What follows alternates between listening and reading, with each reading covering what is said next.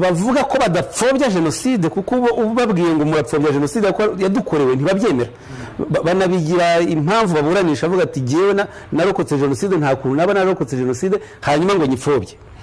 Ariko nyamara mu magambo bavuga, mu mvugo bakoresha harimo ibigize ipfobya, kuko iyo bafashe abahagaritse jenoside yakorewe abatutsi ntabwo yahagaritswe n'ingabo za FPR Inkotanyi.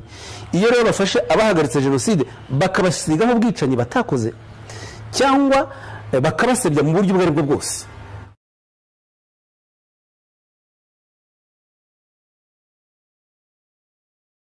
icyo gihe baba bariho bakwiza ikinyoma kiza kivana ukuri kuri jenoside yakorewe abatutsi. Iyo rero ukoresheje imvugo z'ikinyoma zigabanya ukuri kuri jenoside yakorewe abatutsi, cyangwa se kwa kuri zigerageza kukuvanaho burundu, uhimba ubwicanyi butabaye, uvuga ko ngo abacitse ku icumu bakorerwa ibikorwa by'itoteza.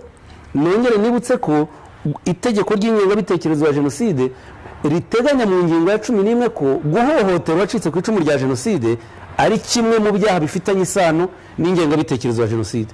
Iyo rero abantu nka Idamange, abantu nka ba Philippe Basabose, nka ba Philibert Muzima, nk'abitwa ba Mukundente n'abandi bacitse ku icumu koko, ariko ugasanga bari ku mbuga nkoranyambaga bavuga ngo ubuyobozi bw'u Rwanda, ubuyobozi bwa FPR Inkotanyi bukorera itoteza abacitse ku icumu, bakaguha ingero ngo Kizito Mihigo, Diane Rwigara, kandi atari byo. Abo bantu bafite ibyaha bakoze bakurikiranyweho ku buryo bwemewe n'amategeko.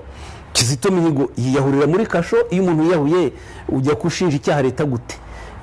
Ibyo rero abakwiza ibyo ngibyo harimo ingengabitekerezo ya jenoside, kuko bariho barabeshyira leta kwihohotera abacitse ku icumu kandi atari byo.